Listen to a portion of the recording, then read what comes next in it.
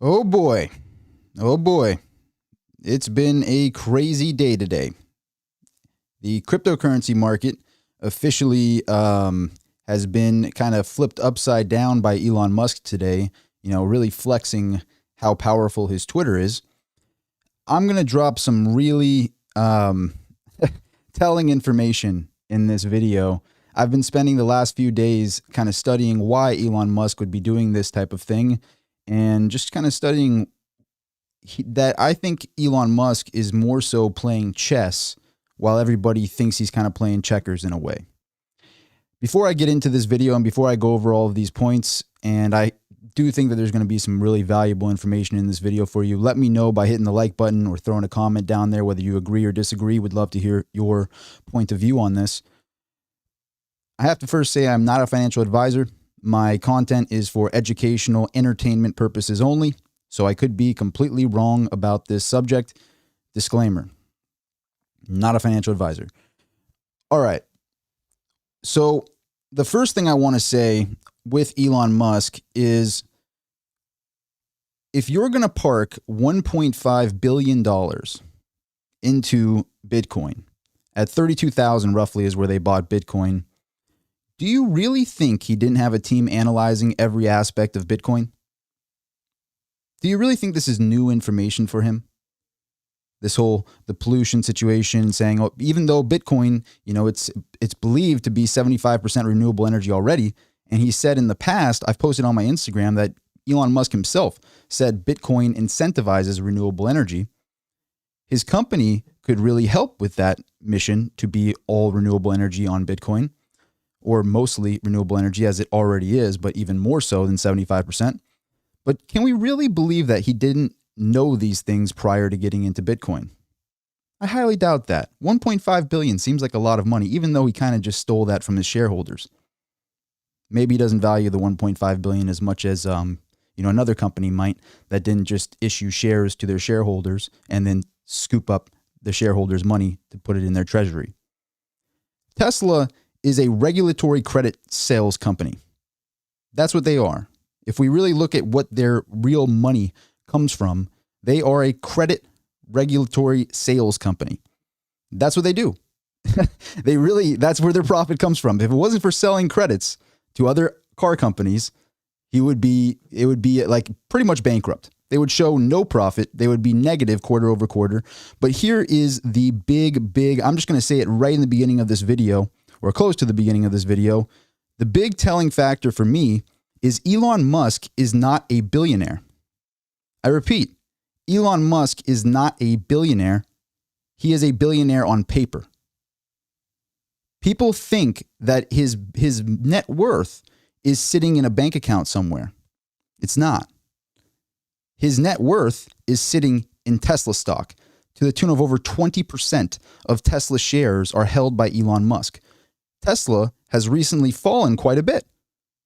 It's recently pulled back quite a bit because it's loftily overvalued. I don't even know if that's a real word, but you know what I mean. It's very, very overvalued. And Elon Musk is obviously taking a big hit to his net worth. And who's his arch rival? None other than Jeff Bezos, who's trying to take his mission to go to the moon from him. So he's got to watch himself go from the world's richest man to not the world's richest man. And guess what? It isn't Bitcoin that's going to make him the world's richest man. It's dollars, because his stock is valued in dollars. That is what Elon Musk is valued in. He's valued in dollars, not Bitcoin. So how counterproductive is it? Your stock is falling and plummeting.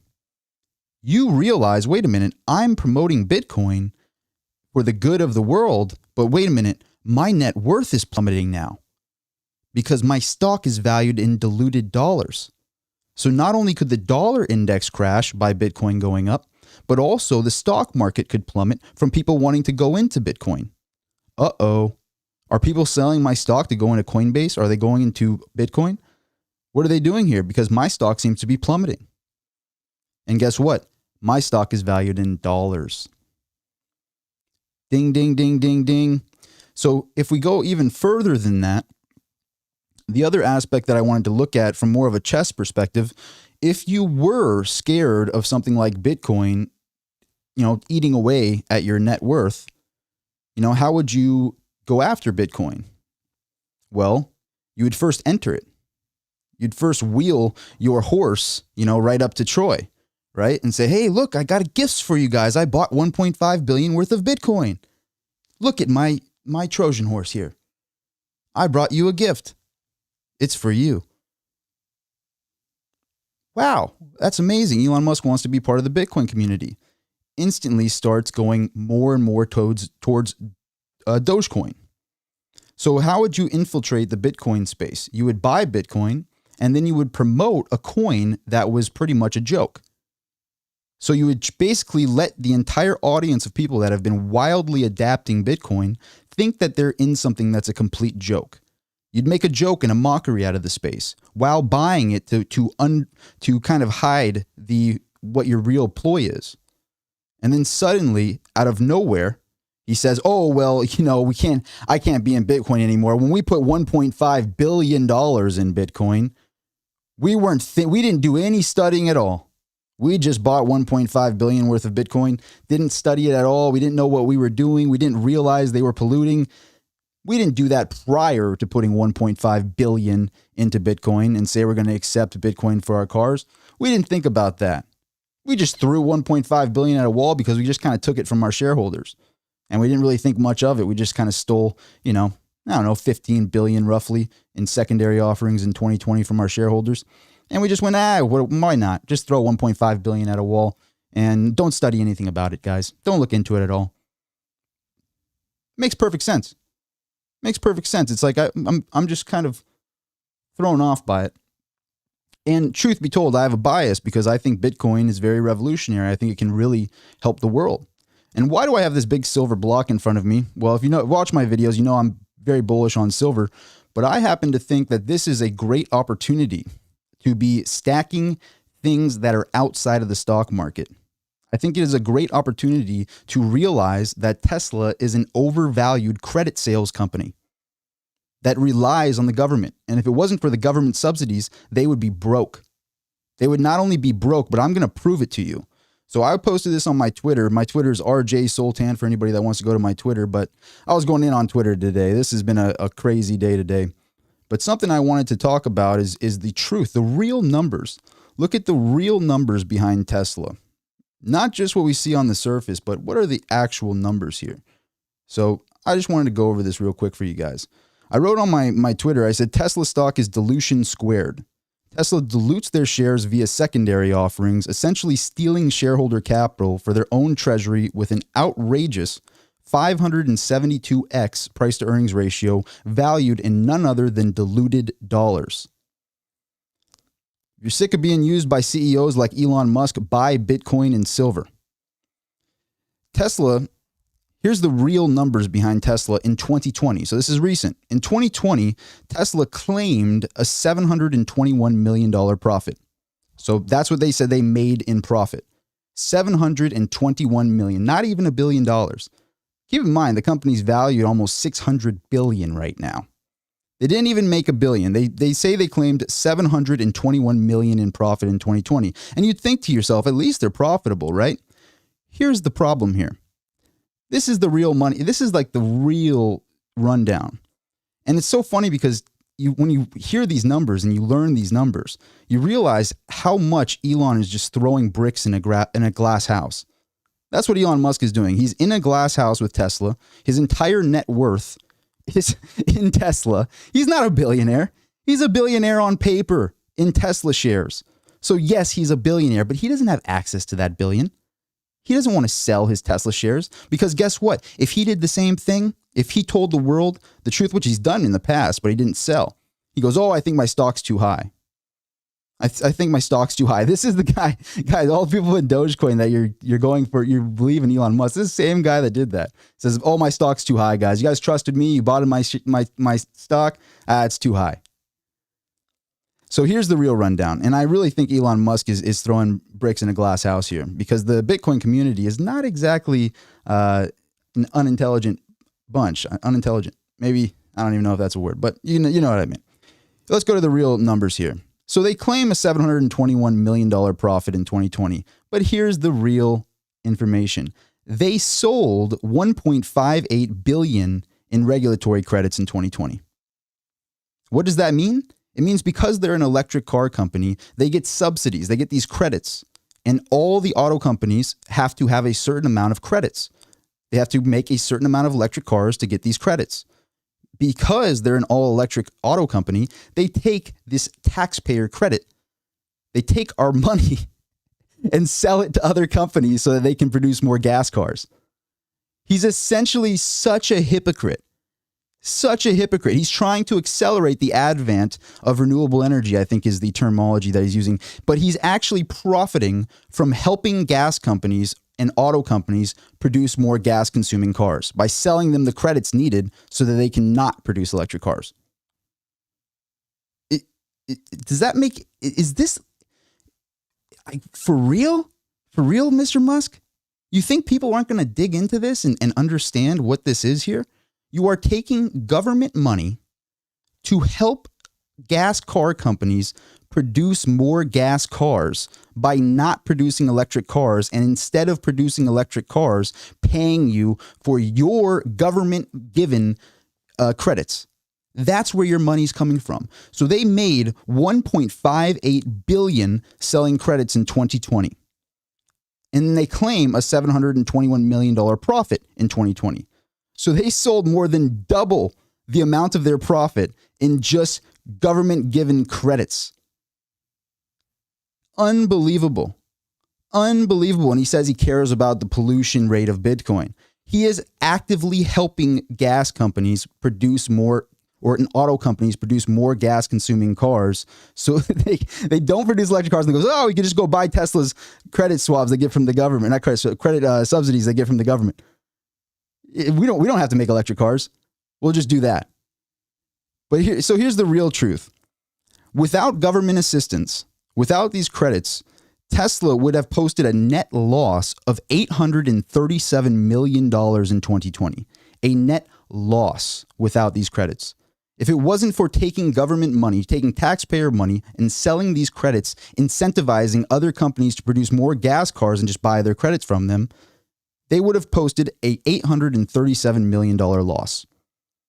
Now, on top of that, in this last quarter, they used the Bitcoin crowd because they pumped up, Elon Musk pumped up Bitcoin. He bought it at 32,000, announced that he bought it at 32,000, meanwhile hyping a meme coin to expose a hole in the crypto space and go, look, it's such a joke, everybody. I can pump this meme coin up.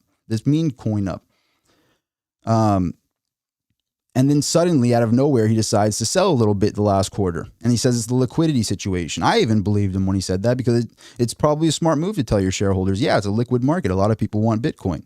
We're going to sell a little bit of it. But then when you dig deeper, you realize their sales were down. They weren't making that good of a profit. Matter of fact, if they didn't sell their Bitcoin position and they didn't sell credits, they would have no profit. They would be negative. They'd be posting a loss. And what would that do? If they didn't sell the Bitcoin and they didn't sell these credits, they would post a loss. What would a loss do for a company that is trying to prove that it will be nothing but profitable?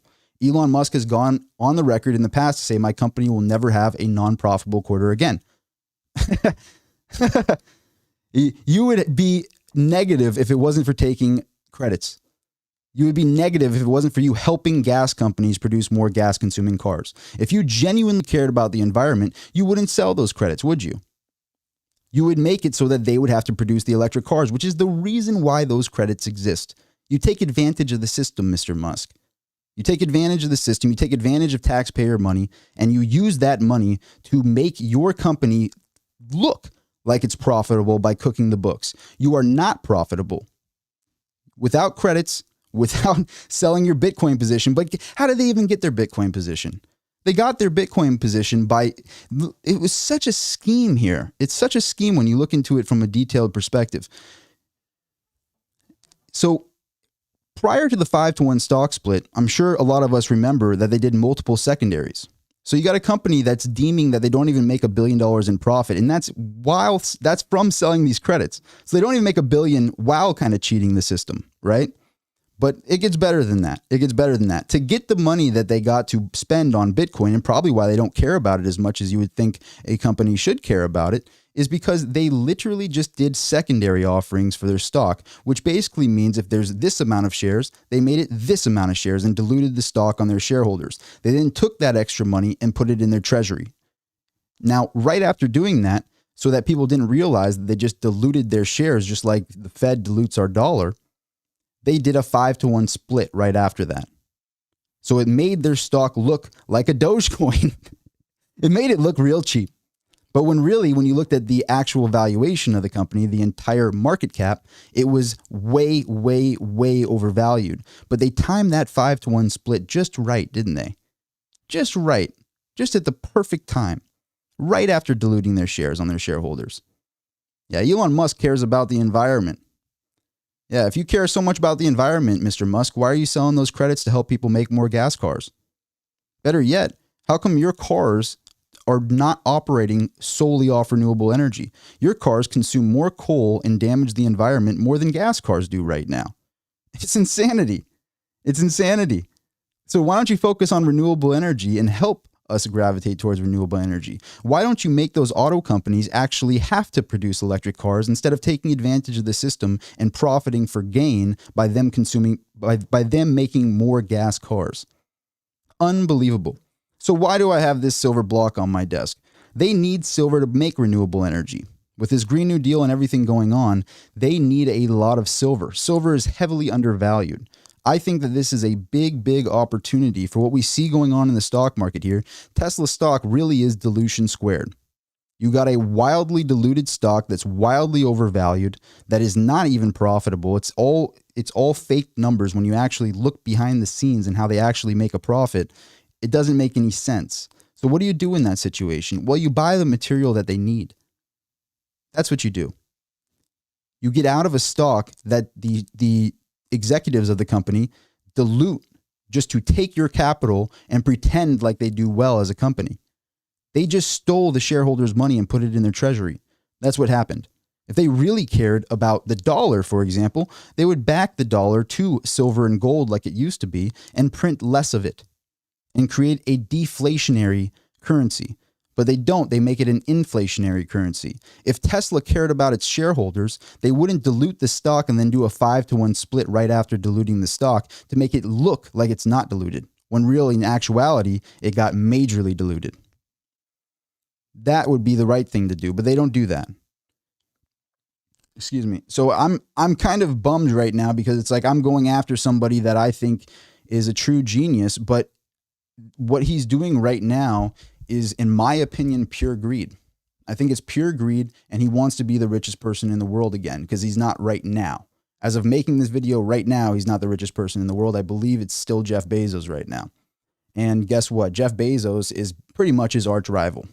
He goes in on Bezos every day. So, or not every day, but he did recently. The thing is, like, if you've watched Bezos and Musk, Bezos is trying to copy him and do re-landing rockets. Obviously, he's not a fan of Bezos. So every day he sees him as a more wealthy individual, as the richest individual in the world. He's not very happy about that because guess what? Amazon actually, they're making money. They should make it look like they're not making money, but they're doing pretty dang well right now in comparison to Tesla that relies on the government to make money. They rely on these credit swabs, or not swabs, these regulatory credits for electric cars to make money. It's sickening, really, when you realize that they make way more money off of these credits than they do off selling their cars. They're negative on selling cars. They don't make any money off selling the cars. They make negative money producing Teslas. And Teslas are beautiful cars. They're great cars. But we're talking about profits here. We're talking about where did this money derive from? This money derives from, guess what? You and I, the taxpayers, the shareholders and the taxpayers, actually. The shareholders of Tesla give them their treasury, and the taxpayers give them their profit. That's how Tesla operates. One big Ponzi scheme, in my personal opinion, not a financial advisor. So what would I do in this situation if I was a Tesla investor? Well, I would be selling that stock. I would be selling Tesla stock and I would be buying silver and Bitcoin. Because right now, Tesla stock really is, if there's one thing worse than holding dollars, it's holding a stock that makes their money solely off government subsidies. On top of that, that dilutes that said stock on their shareholders and takes the shareholders' money and parks it in their treasury, and then plays games with other markets like Bitcoin based on the CEO of the company pumping it and selling it and pumping it and messing with it. It's so obvious what Elon Musk is doing here. It's so obvious. And I wanted to make this video, and hopefully this video is worth sharing. Please get this information out there. If you're in the silver community, if you're in the Bitcoin community, this is something that I want to be worthy of sharing. I hope this is valuable information for you. I wanted to emphasize more on these points and go over some more detailed numbers rather than the last video that I did on this subject. I wanted to go over these in this video one more time. And I know I hold a bias. I love silver. I love Bitcoin. I've been a fan far before Elon Musk even bought either of them. But this to me seems like he's playing games where it is chess. He thought these moves out way ahead of time. There's no way Elon Musk put 1.5 billion and Tesla put 1.5 billion dollars in Bitcoin without studying it. There's no way. For him to just randomly flip the script like this, there's so much more deeper information than we're looking at right on the surface. I don't buy what he's doing. I see through it, and I hope you do too. And if you don't agree with me, please put a comment down below. Please make your voice heard. You know, it's always good to hear both sides of this argument. I hold a bias because, again, I love silver, I love Bitcoin, I love decentralized assets. That's what I am all about. I am a libertarian. I believe in a smaller government. A smaller government wouldn't give this electric car company free money from the taxpayers. That's the truth. So Peter Schiff has called out Tesla many times as a very, very well-known libertarian. You know, you got to give Peter Schiff credit because when Tesla first went into Bitcoin, he was basically smelling something was off there, and you got to give him credit. And everything that he says in regards to his philosophies towards the government, I agree with. The only thing I disagree with Peter Schiff is Bitcoin. I think Bitcoin stands to be a beautiful layer of money. I think it's a great idea to have a stored asset in the digital space that requires no custodian. You don't need to store it anywhere in a physical way. You can hold your money in your head via password, and you can carry that money anywhere in the world. It's a really, really beautiful concept, and we're lucky it exists to even show that that kind of thing is possible. That's where I stand on Bitcoin. Obviously, silver's my number one and always will be my number one because guess what? At the end of the day, regardless of what Tesla does with Bitcoin, I think Bitcoin will easily survive this situation and continue to go up. Maybe even Tesla's buying more right now. You never know with Elon Musk. This guy is sketchy. This guy is super sketchy. Like it's so suspect, all the things he's doing here. I wanted to go over it in this video for my audience and share this information out there. If you believe in this information, if you think that I make a little bit of sense, I probably just sound like an angry, biased Bitcoin lover, you know? So be it. So be it. It's true. But if you do believe in some of this information I'm saying, or you disagree and you want to make your voice heard and put your comment down below, please hit the like button or the dislike button, however you feel about this video. The like button really helps this video reach out to more people. I know I say it every video, but those of you that do decide to hit that like button, it really, really does help. I would love to have you as a subscriber on the channel. The channel has been growing a lot, and I'm just humbled by how much the channel has been growing and me being able to actually have a voice and put this information out there and just do it off the top of my head in a way. You know, it's, I don't like editing my videos.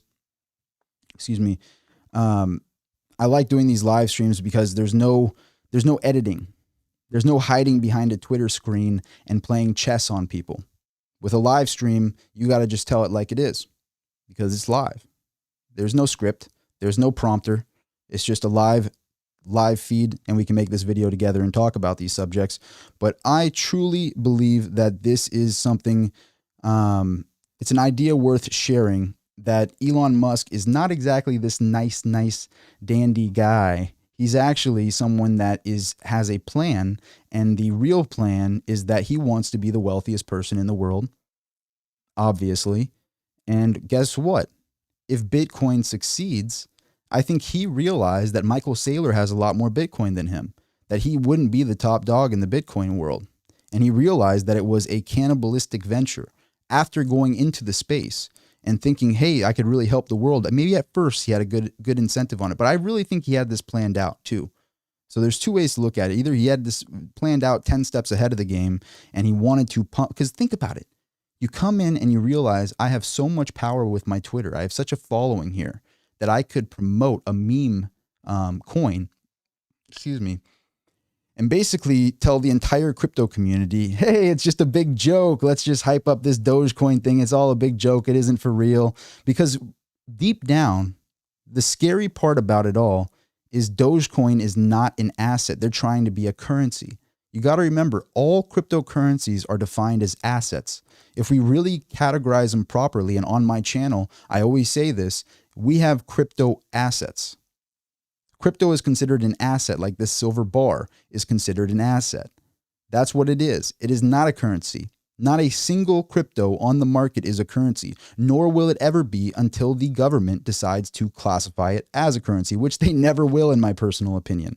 So the whole idea, the whole logic behind Dogecoin is completely flawed because it's not an asset. They're trying to be a currency. However, they are classified as an asset. And as of right now, no company is allowing you to leverage Dogecoin. They're only allowing you to buy their merchandise with it, which is a taxable event. And be real, do you want a Mavericks hat? Do you really want a Mavericks hat from Mark Cuban? Is that what you really want? Nobody's going around buying their coffee with Dogecoin. And if they did, they would be creating taxable events by doing that. So why would you promote a non-asset, something that is not, doesn't have ETFs on the stock market? There isn't a grayscale for this. There isn't anything like that. There isn't a BlockFi that's allowing you to get loans against this so you don't have to declare a capital gain. There isn't anything like that for Dogecoin. So if you're trying to be a currency, well, first off, you're not a currency. So the argument is completely invalid. It's an asset. It's classified as an asset. So I would suggest for those of you in the Dogecoin crowd, and this is real information. It's not me trying to put you guys down. You've obviously done very well with Dogecoin, even after the lackluster SNL performance that dropped it from 75 cents to roughly 50 cents, 49 cents, or whatever it is right now. This is real information for you Dogecoiners out there. Talk with the CPA and see if I'm telling the truth or not. Because after you talk to the CPA, they're going to tell you, yes, it's considered an asset. It is not a currency. No matter how badly you want it to be a currency, no matter how bad you want that, it's still classified as an asset. So what would you rather be in? The one that you can actually get a loan against? The one that's widely getting adopted by large institutions so that you can actually get a loan against your Bitcoin? You actually have a real stored asset there, a finite stored asset with no inflation rate that has been the biggest, that has the largest, most stable blockchain secured over 12 years, 13 years now? Or do you want to be in one that has an inflation rate? Now, granted, it's 5%, so over time, it will slowly go down, the inflation rate. But in the near term, you have a very, very diluted Dogecoin that's very similar to the dilution rate of a 5-to-1 split Tesla stock. Ha ha ha. That's all. I just want to give out some real information in these videos. I hope that they help some people, and I hope that they're worth sharing for you, and I hope that it helps the community. Because right now, what am I doing?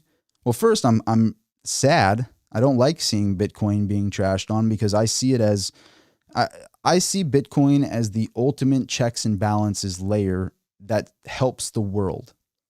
That's what I see Bitcoin as. If the money is already all digital, and I wanted to make a separate video on this talking about the future of money in a way, and I probably will in addition, but if you've been in this live stream for this long, I wanted to talk about this as well in the live stream. I see Bitcoin as the ultimate checks and balances layer. And I don't know if anybody's really classified it as that, but if I was to if I was to make a perfect future for Bitcoin, it would be one of the layers of money. So I see fiat currencies as a layer of money. The dollar's a layer there. Silver's a layer. Gold's a layer. Then you got the digital layers of money. And the digital layer, the one that is the best digital layer, in my opinion, is Bitcoin with a finite amount of 21 million and a stored asset in digital space. Why do I consider it a layer of money? Because what I think it should be is that universal layer. I mean, think about how ridiculous is it that we rely on these currency converters and basically these markets to say, oh, the dollar is worth this much, or the yen is worth this much, or the CAD is worth this much, or the euro is worth this much. Like, how wild is it that we're all separated like that? And meanwhile, they're all just dirty shirts and a dirty hamper. They're all diluted. They're all fiat. They're all back to nothing. But we're supposed to like judge each currency off the other currency. Like, how is that fair? The United States is just a consuming economy. They're not producing in bulk. They're consuming. Yet they are the reserve currency. Yet the dollar is the reserve currency. This doesn't make sense to me. What makes more sense is something that is ultimately finite and universal in Satoshis across the entire world. Ounces of silver, ounces of gold, ounces of platinum, palladium, universal across the world. Universally valuable everywhere. I see Bitcoin as that layer which basically allows citizens across the world in Venezuela, for example. This is changing people's lives in Venezuela. In countries where their currency is completely trashed, it is changing their lives. It is helping them.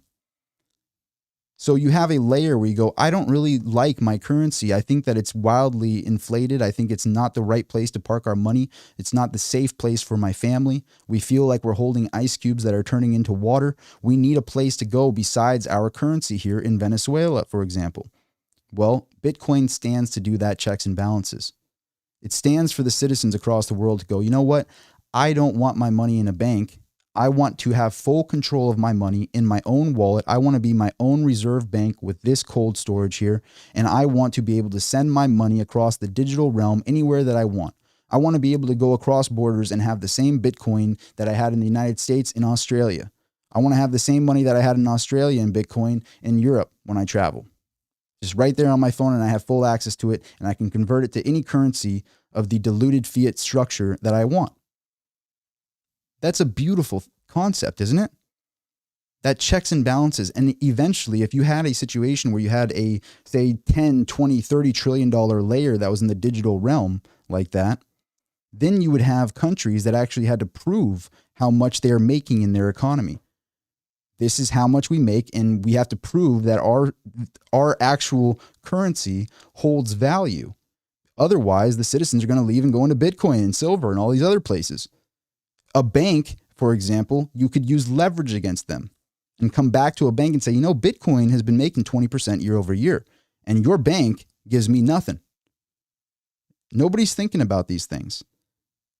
The entire reason for Bitcoin is to give the leverage, the individual sovereignty, the power back to the people, the way it always was meant to be. The reason why our money was back to gold and silver, the reason why our money actually was gold and silver, was to give the individual citizen the power. That's what gives you the leverage to go to a bank and go, you know what? This is a bad deal here, guys. Hey, Chase Bank. Hey, Mr. Diamond, this is a bad deal. I'm getting 0.0 whatever percent from you guys. And then when I want a loan from you, it's 8%, 10%, 12%. This is a bad deal. I want the same rate that you're charging me on my money. You're using my money to make that. Why am I getting nothing for that? How about, I'll tell you what, Mr. Diamond, I'll tell you what. The inflation rate's roughly 3%, they're saying 2-3%. How about we go with 3-4% on my money? You get to leverage it as much as you want. There isn't even a fractional reserve banking anymore. The interest rates are at 0. It's probably going to go negative. So that's really going to be in your favor. Why don't you go ahead and give me 4 or 5% on my money, or I'm going to take it out and put it into Bitcoin that's paying me 20% year over year. I know it's more of a risk. I know there's more volatility in it, but I'm really sick of the way your bank treats me. And I think that you got to give us more of a fair hand here. And maybe, just maybe, if you decide to give us a fair shake and you decide to let us keep our ice cube frozen here, just maybe I'll put my money in your bank. But until you stop ripping me off of these 0.0 whatever rates that you're giving me, and you actually protect me from inflation, I'm putting it into Bitcoin and silver. I'm putting it into things that are actually somewhat finite. Well, Bitcoin, ultimately finite. Silver, the demand is starting to exceed the supply. So I'm going to go ahead and put it in that and take a gamble there because I'm really sick of the way your bank's treating me. And the one thing that is for certain, Bitcoin isn't a certainty. Silver, even though I see it kind of like a certainty at this point for how cheap it is right now, but it's not a certainty. But you know what is a certainty? The fact that the dollar is going to lose 3% year over year at a minimum. 2 to 3% year over year at a minimum.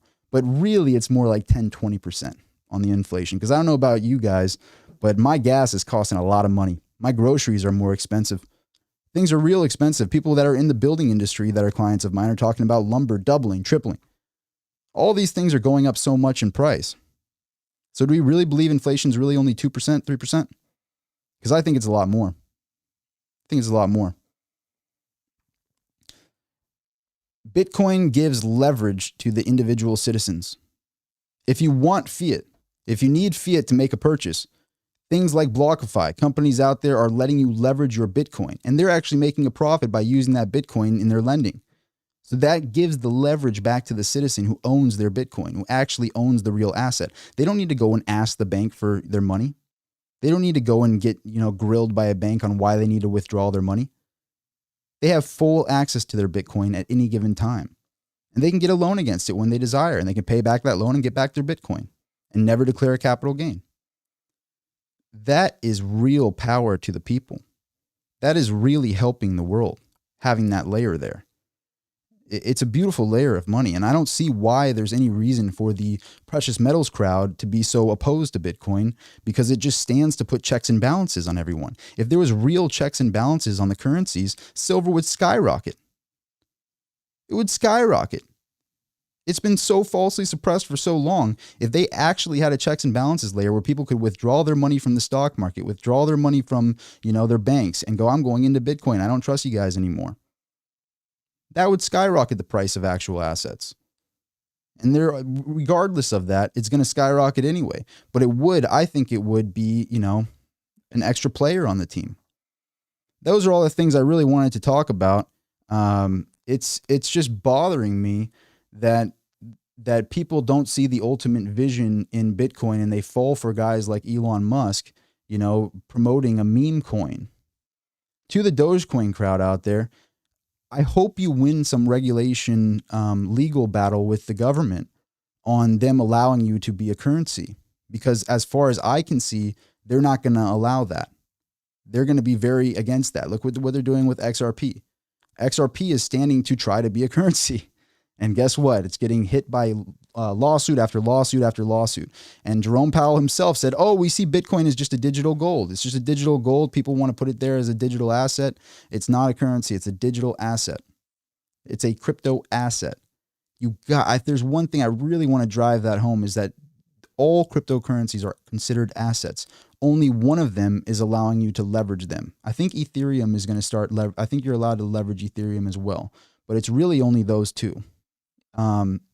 Mainly Bitcoin. So I'm not going to let Elon Musk and his large following and everything that I see behind the scenes of Tesla, waver what I see from Bitcoin. I see Bitcoin as something that could really help the world. I really do.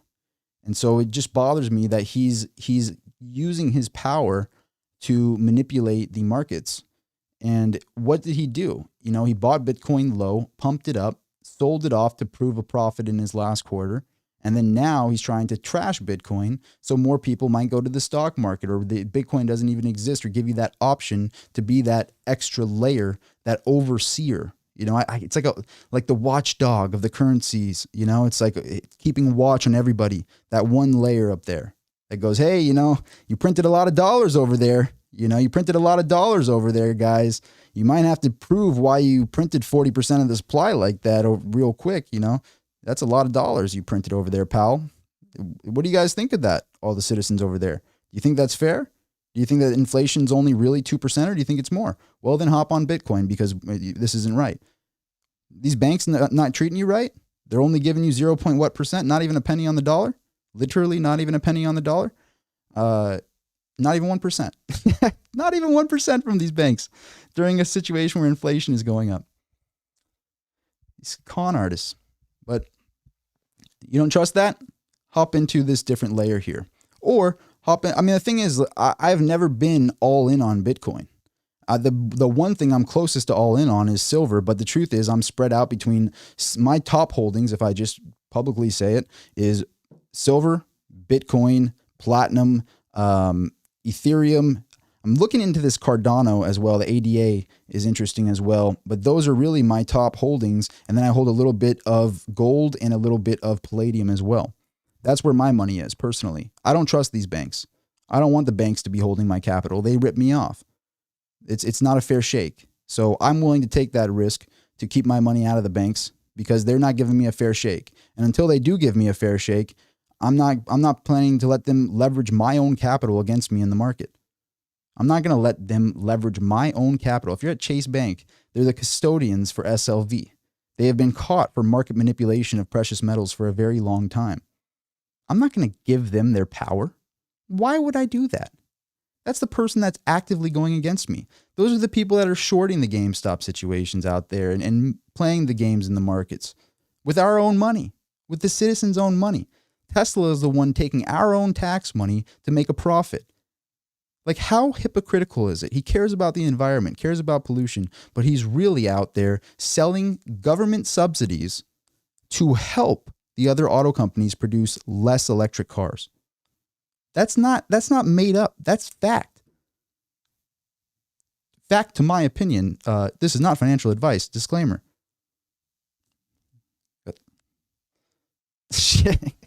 That's how I feel. But no, it says this is the truth. This is all real information, and I hope it helps you in some way. You know, I wanted to go live and do one of my rants, one of my rambles. If you want to be a subscriber to the channel, if you want to hit the like button, you know, if you could help me out and get this like button liked, I would really appreciate it. It really does help my videos. If you want to share my videos and get it out there to the world, would really, really appreciate it. And I would love to have you as a subscriber on the channel. If you click the red subscribe, there should be a subscribe somewhere in the corner. You click the subscribe, and then if you click the bell and then all notifications, you'll be notified of all future videos on this channel. Oh yeah, by the way, I wanted to talk about the idea of digital gold and silver because this one company keeps bothering me about doing an advertisement for them. And ooh, this was probably to all my fellow silver squirrels out there that the little details matter. That probably was that would be bothering me to see that little lint piece over there. But we got it off at the end of the video. But I've been getting these people emailing me saying, hey, will you promote our product? Will you promote this? Will you have a digital gold situation here? Digital gold and trusting custodian with the precious metals. So not only will I not promote your product, furthermore, I will tell you exactly how I feel about it. And I hope that that helps spread some information about who I am as a person. Rather than taking their money and promoting this digital gold, whatever it is, I would rather just say how I feel about digital gold. Own the physical metal. The only digital silver or gold, well, silver is the only one I really trust, and I don't trust them that much, is the Sprott Silver Trust, the PSLV stock. That's the only one that I think is somewhat okay, but I wouldn't put 10% of my silver position with them. I would put maybe some, but not even 20% maybe into PSLV. But how I feel about the digital gold and silver space is every single time a custodian has been trusted with the precious metals over history, they have stolen it. Every single time. And history might not repeat itself every time, but it often rhymes. It often rhymes. So have the individual sovereignty. Be your own bank. Know that that's in your safe or wherever you have it. Know that you own it. Don't trust some digital company to say you have this amount. Really prove that you have that sitting in your safe. I don't care how you buy it, where you buy it, but make sure you get physical precious metals, especially in times like this. That's my personal opinion on it. That's my real opinion on it. So if you want somebody that doesn't care to make an extra $5,000 or whatever it is that this company's offering me to try to promote them, I would rather trash on them. Is what it is. Sorry, guys. Don't email me anymore. Talk about not being a capitalist, but I think it's a foolish venture to trust a digital company with your gold and silver. They say, oh, that we have 9 separate vaults around the world and this and that. Oh, you mean 9 spots that can be targeted? That you actually disclose these locations out to people? 9 spots that I don't have an audit to know exactly what's in those vaults? 9 spots out there. That's where you have it.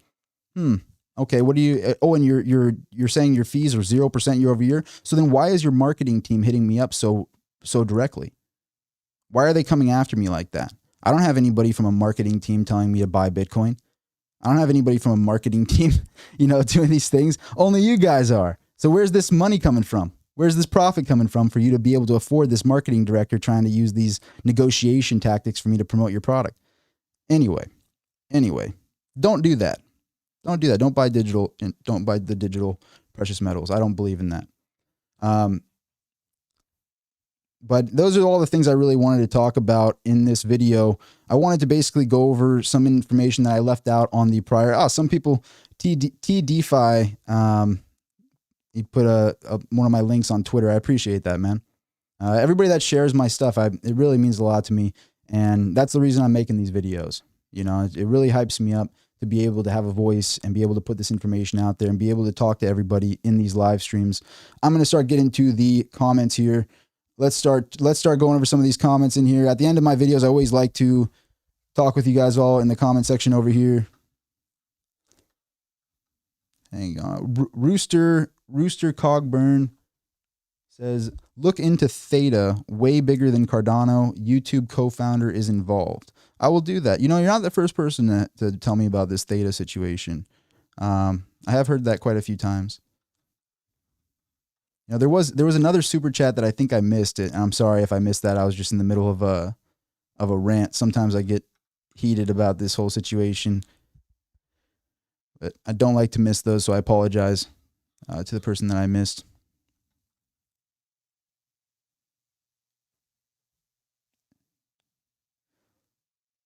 If you don't hold it, you don't own it. Patriot Girl, One American. If you don't hold it, you don't own it. Fact. And in the crypto world, so that's the precious. It's so funny how much in common the precious metal stackers have with the Bitcoin community in specific. They're so common. If you took silver out of it and you took Bitcoin out of it and you simply just mashed mindsets, you'd realize that they're two of the same. It's so beautiful that when you finally see that they both have that libertarian type spirit, smaller government, less meddling in our affairs, holding real assets. These are the kind of things that, they have so much in common. And I want to be somebody that helps tie those two scenes together, because right now I'm down on my Bitcoin position, right? Well, I got in Bitcoin a little bit earlier, but a lot of people bought Bitcoin, in 60,000. I bought more of Bitcoin in 60,000 plus. So I'm down on that part that I bought up there, but I'm up big on my silver. So I want to be one of the people that promotes both, that is a voice for both the spaces. I believe in collectibles. I believe in silver. I believe in Bitcoin. I believe in anything decentralized, anything that's somewhat finite or really ultimately finite, like Bitcoin is. Well, Bitcoin's the only one ultimately finite, but some collectibles actually are ultimately finite as well, where you have an exact amount serialized. So those are the types of things where I believe in parking money right now. Real estate is ultimately finite in certain areas, and everywhere real estate's finite, but you get my point. Getting in things that are finite, making sure that you're not in something that is being diluted on you, like Tesla stock. Tesla stock is being actively diluted on you. Tesla stock does not make profit off their cars. And that's not me. That is not me bashing on the quality of these cars. It's not me bashing on the technology of this company. Tesla it's the best car on the market. Hands down. There is not a better car on the market. The technology, everything behind these cars is beautiful. It's saving a lot of lives, based on how good of crash ratings they get and all the software that helps, the cars. There's a lot of really good stuff about Teslas, but when you actually take apart the company and the valuation, that's a different story. That's not me bashing on the product. Not at all. Even, the person it's named after right here, Nikola Tesla, he would be a fan of these electric cars, I think. He probably wouldn't be a fan of the fact that they're all operating off coal pretty much, but he would be a fan of the car. And I'm a fan of the car. Shoot, I would like a Tesla. They're beautiful. They really are. But at the end of the day, when I analyze the stock, making a little bit over 700 million when you sold double that amount, over $1.5 billion, $1.59 billion they sold in government given credits.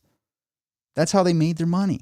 Without that, they would be negative over 800 million last year. And that's a whole year. That's, all 4 quarters of 2020 combined. They would have been a negative 800,000 for the whole year. And this is years where there's supposed to be record sales, all these different things. They're losing money.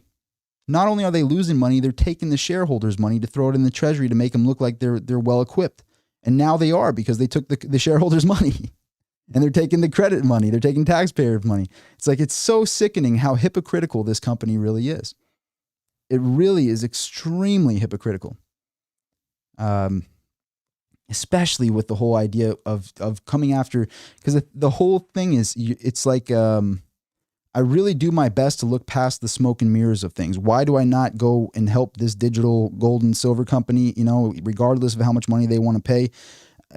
I don't believe in it. I see past the smoke and mirrors and I go, okay, well, you're like Robin Hood. Robin Hood tells everybody this story that, hey, we're 0% fees. We're free to use. But really, they're giving away your trades to the big hedge funds so they can play games with it. So is this digital gold company, how do they make their money? If they're saying there's 0%, they make 0% on custodian, because I know depositories. I use depositories. They charge roughly 1.5, 2% a year to hold your metal. So why is this company saying it's 0%? I'll tell you why. There has to be some way they make a profit. It's probably for giving up your information. It's probably for balancing those metals and giving those metals to the COMEX when it's needed. Those types of things. This is just my opinion, by the way, not to be taken as fact, not to be taken as financial advice. Don't sue me, bro. You can't sue me if I say disclaimer. But I could get something in my eye. Anyway. Those are the reasons why I don't believe in that. I believe in the same, one of the people in the comments just said, if you don't hold it, you don't own it. In the crypto space, in the Bitcoin space, not your keys, not your coins, which means if you do not have the keys to a hard wallet, to a digital cold storage, then you don't really own the Bitcoin. You don't really have full access to your Bitcoin. You're relying on something like Robinhood, or you're relying on something like Coinbase. They hold your keys. They hold your coins. Until you take those Bitcoins off of their network and you have full access to those Bitcoins, you don't own it. They do. So that's the truth. So not just like this, it's the same. It's so funny how many parallels are there. Same thing with this digital gold and silver company. You don't own the metals. They're playing with those metals, just like the banks are playing with our money. When you give the bank your money, do you think it's just sitting there in a vault somewhere in cash? No, it's just in the digital space, not backed on any blockchain. They're just playing games with that money, doing whatever they want. That's what's going on. So if this company's advertising to me, oh, it's 0% and we hold your silver and gold and we make it all digital, easy for you to use, red flags are up everywhere to me. I go, I like this specific 1951 COMEX bar.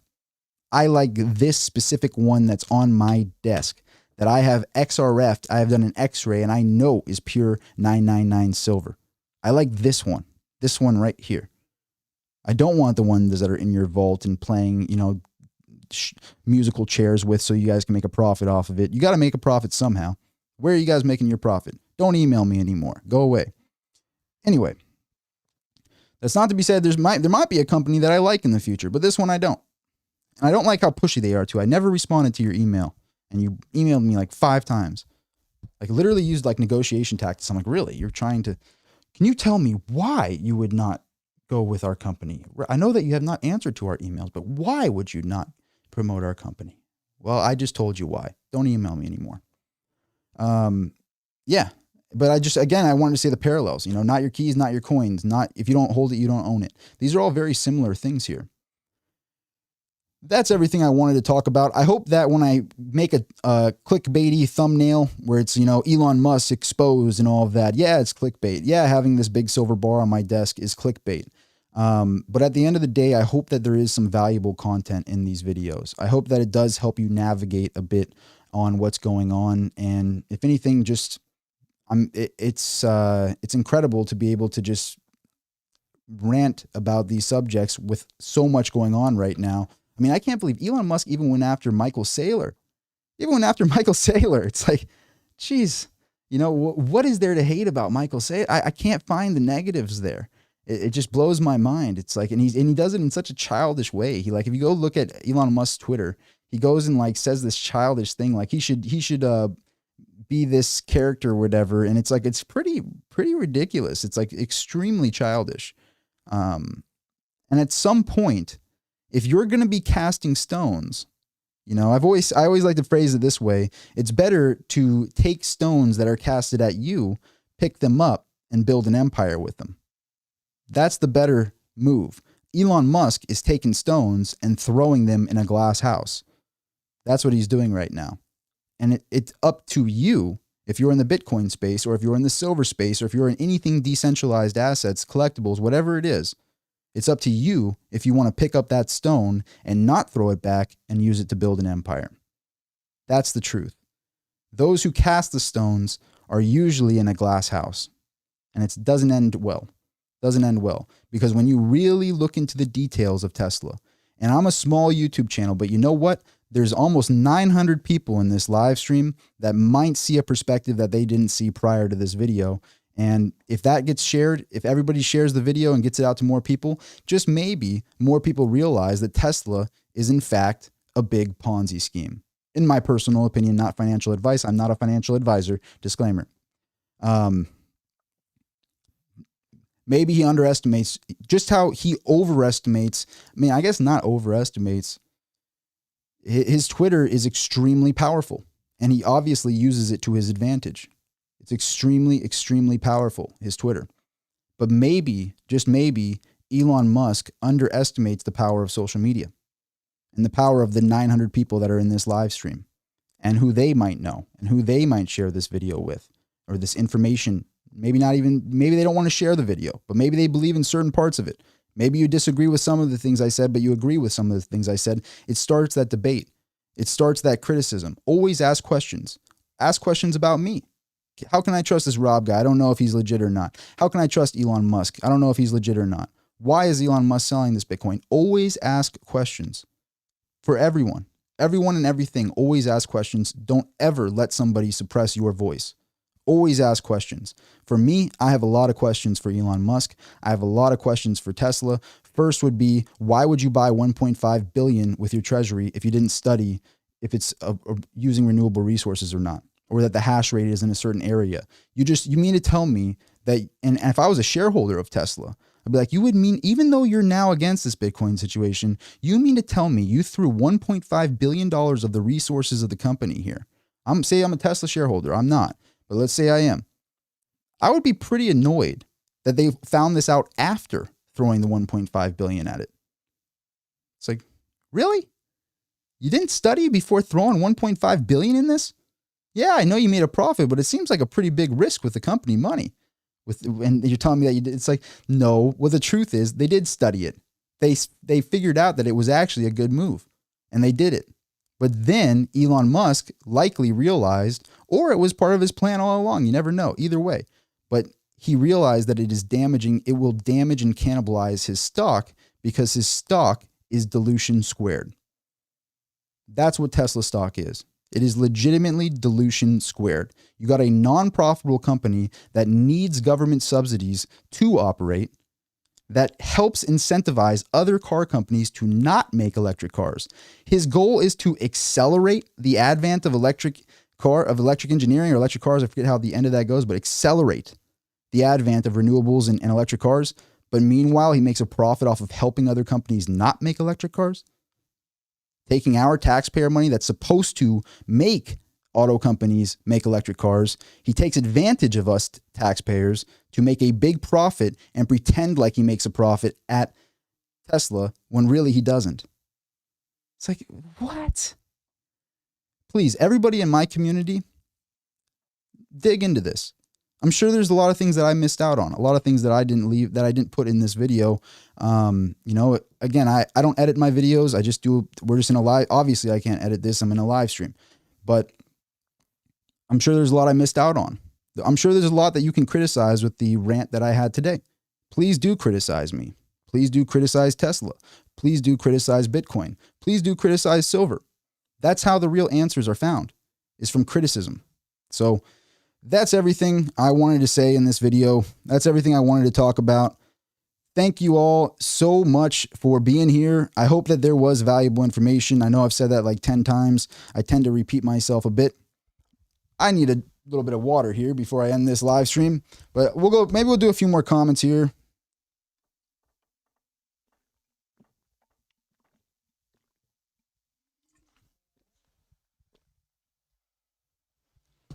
But seriously, I appreciate you all. Thank you for being here. But let's go through some comments here. You holding the bag or you shorting this? I am not selling any of my Bitcoin. I am holding. I criticize being criticized. And somebody will criticize that too. And you know what? That's a beautiful thing. That's a beautiful thing. That's why we have freedom of speech. You know, it's a beautiful thing. I think all voices should be heard. And you should have the ability to criticize everybody, including myself. There's a lot to criticize. It's a pretty long list of flaws on my end. Got a lot of them. Like I'm telling you, long list of flaws. A lot longer than my successes. My goal is to be less wrong. Have less. My goal isn't to have more right with me. My goal is to have less flaws. So let's see here. Let's go through some more comments. Yeah, where is Bitcoin? People are saying Bitcoin is down. You know, we are all human. I agree with you, Matthew. We're all human. But you know what? The thing that I like to find most with another fellow person out there is if you have the ability to recognize when you're wrong, or even if you don't have the ability to recognize when you're wrong, to be able to hear out another point of view, to silently listen to another point of view without just changing the channel on it. If somebody the thing is, if somebody opposes you or doesn't agree with you, odds are they're going to be giving information that you might not be looking at. It might be one of the smoke and mirrors things where you're not seeing that perspective, and you're going to really grow a lot by hearing whatever criticism is out there. It's going to help you. So be willing to hear from other people at the same time. And again, a lot of people are going to criticize you. Wow, a lot of people are sharing this video on Twitter. You know, my Twitter is pretty small, and same with my Instagram. My Instagram is Rob Sultan. If you want to shoot me a DM on Instagram, or if you want to shoot me a message on my Twitter, is RJ Sultan on Twitter. I got a small Twitter presence, but I'm trying to grow these places because with Twitter and Instagram, I've been reaching out to like Michael Saylor. I've been trying to reach out to Raul Paul. I've been trying to reach out to Pomp, like trying to be able to get in the scene a little bit with the Twitter situation. So if you want to go to my Twitter, would really appreciate that. RJ Sultan on Twitter. Someone has Rob Sultan on Twitter. It's really bothering me. I'd pay you if you have Rob Sultan, $2,000 for Rob Sultan. How about that? Public offer. Give me my Twitter handle. I want it. You can leverage that against me. I want my dang Twitter handle. Public offer for Rob Sultan Twitter handle. I did get Rob Sultan on Instagram though, which I'm very happy about. So I'm stoked on that. Yeah, these are all, it's crazy. Like looking at my phone and seeing the people going into the Twitter here, it hypes me up because you know what? People like Elon Musk, these billionaires that take advantage of the position that they're in, they need to be criticized. And maybe I'm wrong with my criticisms. Maybe my points aren't valid. But get this information out there anyway, because then they can come criticize me if I'm wrong. I happen to think I'm right about this because those are the actual numbers. They actually did make $1.59 billion in profit from selling regulatory credits, government-given regulatory credits to incentivize other auto companies to not produce electric cars. So basically, it's like a get out of jail free pass is what these credits are, literally.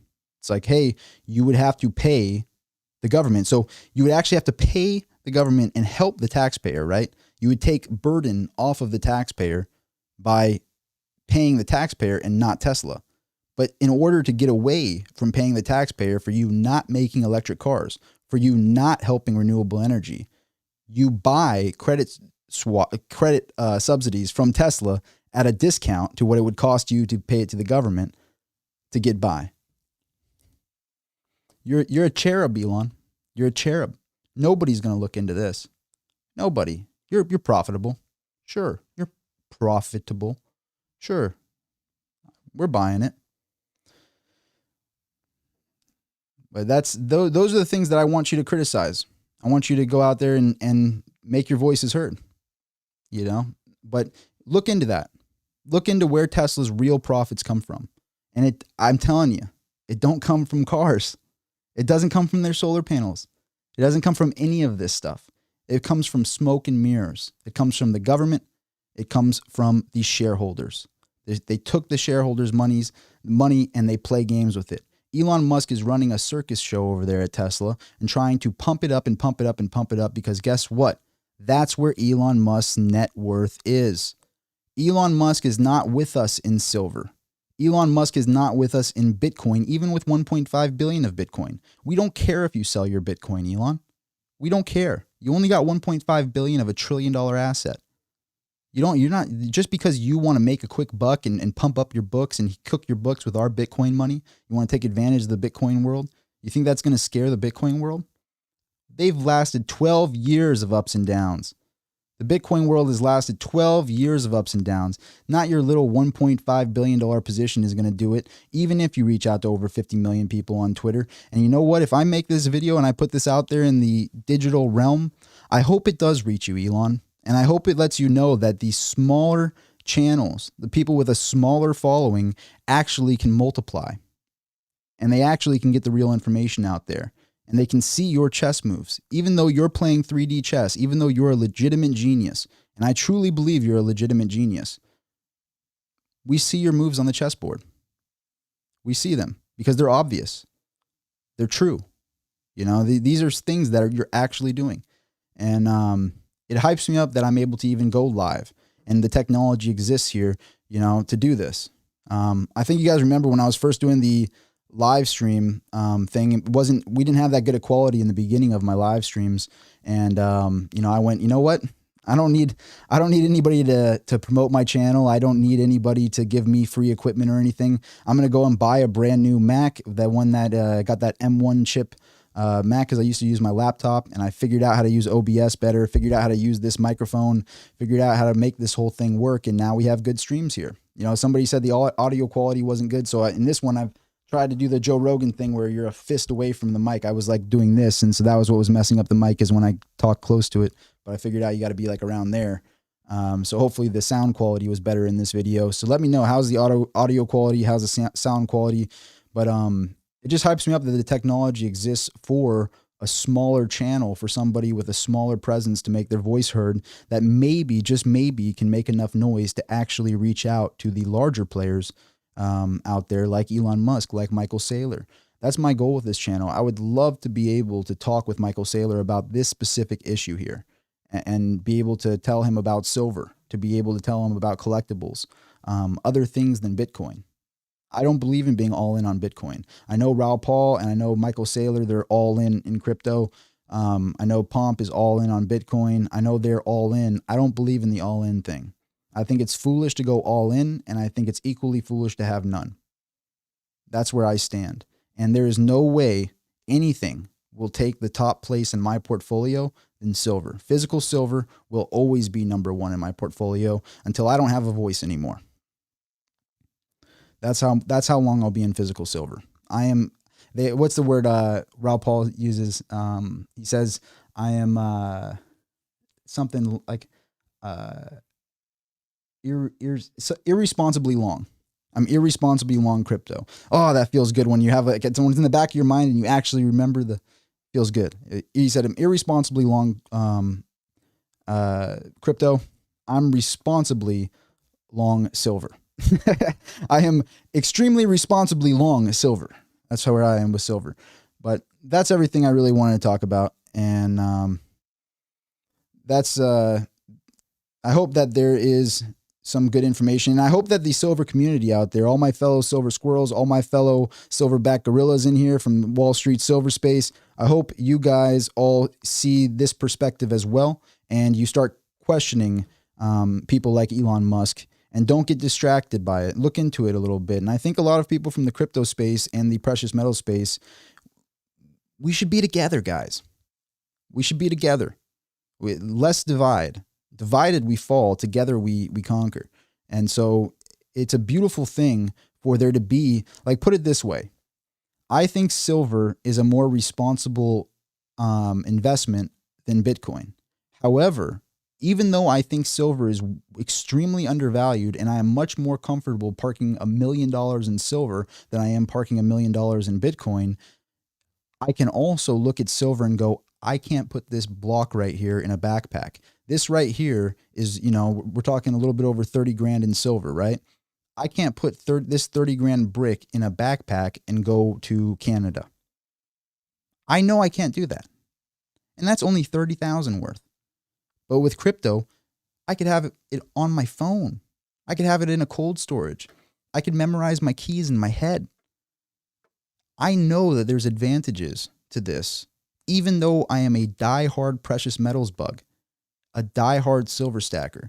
I can look at Bitcoin and see the advantages of knowing that I can memorize my money in my mind and nobody can take it from me. It's so elegant. And what is money? Money is nothing but a trust system.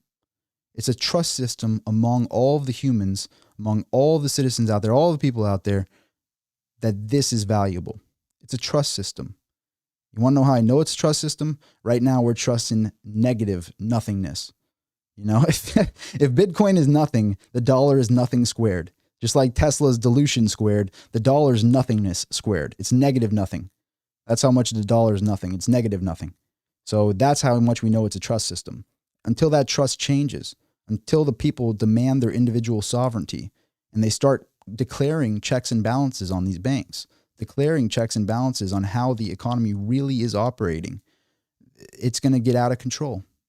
And I see Bitcoin as really the only option of being able to store your money in the digital realm and actually have if you know how to store cryptocurrency off of the blockchain in a cold storage or in a seed, I can memorize your seed phrase and have your money, off of Coinbase, off of Cash App, and actually own your keys, just like I own this silver bar. You essentially are a reserve bank. And it's so elegant. And you can't really do that with Doge. Robinhood isn't allowing you to take your Doge off of Robinhood. And you see this Dogecoin millionaire, he's got it all on Robinhood. I would have dumped it in a heartbeat at 75K. And if anything, if I was this Dogecoin millionaire, which he didn't do this, right? This Dogecoin millionaire, and this is me speaking not to be like, I'm not trying to bash Dogecoin here, but if I was this Dogecoin millionaire and it was up at 75 cents, I would have sold the 3 million that it was worth at that time. And I'm sure everybody in this live stream, you've seen that video with Andre. I always mess up the last Andre Jink or Andre, really great guy, Andre. And he's actually extremely well informed. If you're not a subscriber of Andre's channel, the guy's sharp. The guy's sharp and he has real information he's giving out there.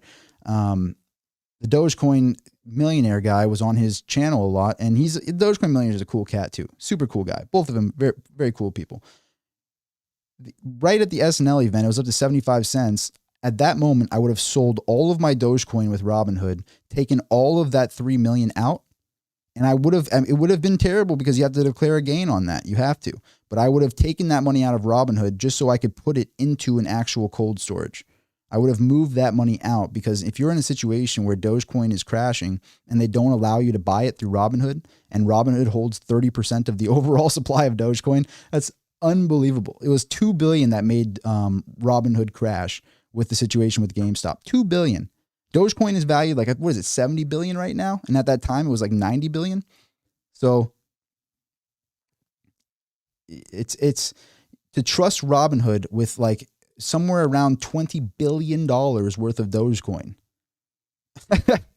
Or even more than that. What is it, like 25 billion or 20 some odd billion worth of Dogecoin? When it took 2 billion for them to crash with GameStop to make it so you could only sell. They could easily do that with Dogecoin. And right now they're holding roughly 30% of the supply of Dogecoin. It's like, dude, learn how cold storage works. Take your Dogecoin off of Robinhood. And if you do, I don't know, I would be doing it a lot different myself if I was in that position. But hey, I'm not in a position with 3 million of Dogecoin. I'm not in that position. I would rather steadily build my company. I'd rather steadily hold silver. My objective isn't to take wild gambles to make hundreds of percent on my money because, 10% of $1 million is 100 grand. So if you're working with larger amounts of capital, you're trying to get 10, 20% a year, and you're going to do real well if you can compound just 10, 20% a year, which is why I'm so bullish on silver and why I'm so bullish on Bitcoin. I'd rather have those two items, those two assets with conviction than gambling on penny stocks type situations. But that's something to think about. But To all the people that are shouting out this video on Twitter, I hope it does get to Elon Musk. I hope it lets Elon Musk know that these small investors are actually more intelligent than he thinks. That's what I want them to know, because these billionaires, they play all these games. And honestly, Twitter, Elon Musk has to have more responsibility in a way. If he's going to be able to absolutely crash financial markets and mess up his own stock by saying his own stock is too high, for example, he's done this in the past, get in, disputes with the SEC over his Twitter, and then continue to do it. And then at the same time, it's like, if you are going to literally, if you just came out and said, hey, I'm afraid of Bitcoin damaging our stock. I think people are selling our stock and going into Bitcoin, so we're not going to be, advocates for Bitcoin anymore. At least you're telling the truth. Or, hey, Bitcoin has fallen from 60,000 to 40 some odd thousand, 48, 50,000. And we know that people can declare a capital loss now instead of a capital gain to buy our cars in Bitcoin. So we're scared of that. That's another big aspect of them saying they're not accepting Bitcoin for their cars anymore, is because you got to remember, this is an asset. So if you're able to declare a capital loss to buy, like say my Bitcoin, one of my Bitcoins I bought, I think at 7,000 was one of my Bitcoin prices. I'm up, over 40,000 on this Bitcoin. Let's say it might be even less than that now. It might be 44,000. Say I'm up 30,000 some odd amount on this Bitcoin. If I go and use that Bitcoin to buy a Tesla, I just declared a big capital gain. So it wasn't worth it for me. However, if I had bought, and there's a lot of people in this scenario, if I had bought the Bitcoin at 60,000 and now it's at say 44,000, I can declare a capital loss write-off and go and buy the Tesla with it. And that would actually be an advantage for me if I didn't want to hold Bitcoin in the long run. So I could actually use that loss and go and buy a Tesla with it. That's an advantage. And I think that they're afraid of that with Bitcoin pulling back a little bit. So I think it was two different things. I think it's being nervous that his entire net worth is valued in dollars in a diluted stock that doesn't make a profit without government subsidies and without stealing their shareholders' money. I'd be kind of scared too. I mean, he's not a billionaire. He's a billionaire in stock. He doesn't have $1 billion in the bank. Jeff Bezos, on the other hand, he's doing pretty well. I mean, he's got most of his money in the stock as well. But I mean, there's a difference there when you're a legitimate billionaire with the money actually in a bank account. I'd imagine he has it in holdings companies and stuff like that as well, in addition to his stock. But that's a scary scenario when the dollar is diluted by roughly 40%. And then on top of that, your company doesn't even make a profit, and you know that, and it's starting to get exposed. And then on top of that, you hold over 20% of the shares. Yeah, you're going to get nervous. So why did Elon Musk, you see all those memes of Elon Musk jumping up the charts to being the richest man in the world, right? Or richest person in the world.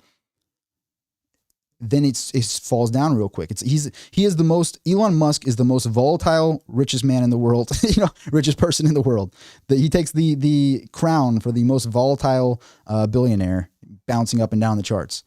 Bezos and Gates, they kind of just sit up there and, play 1, 2, 1, 2, 1, 2, 3. But Elon Musk is like 1, 10, 12, 4, 8, 2, 2, 1. Like, he's just all over the chart. And so the reason for that is because he's running a big Ponzi scheme. Just my personal opinion, not to be taken as fact, just financial education and entertainment based on my opinion. Disclaimer. But that is, that's all. That's it.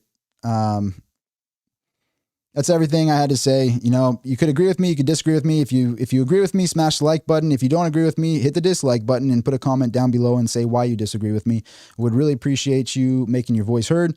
That's everything for the video, everybody. I have been ranting over an hour now, an hour and 20 minutes. I do that at times, but that is the video. Have a great rest of your evening and make your own decisions.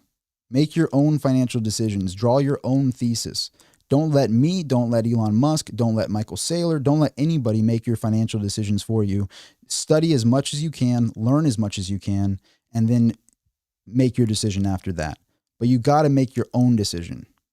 Don't let somebody else make a decision for you.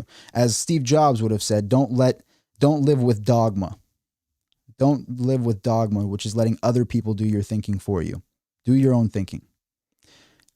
With that being said, have a great rest of your evening. signing out.